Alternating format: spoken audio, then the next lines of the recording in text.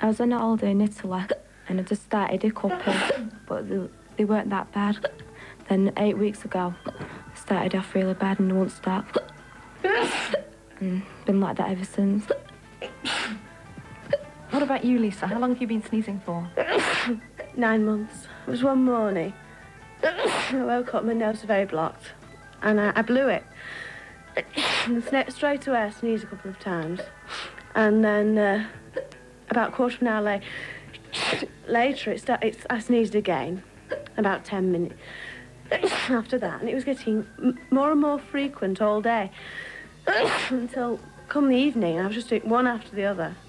I couldn't do anything. And then since then, it's just carried on. Do you find it creates problems in doing everyday things like eating and drinking? If it's anything that I've got to chew, well, everybody else gets a bit as well.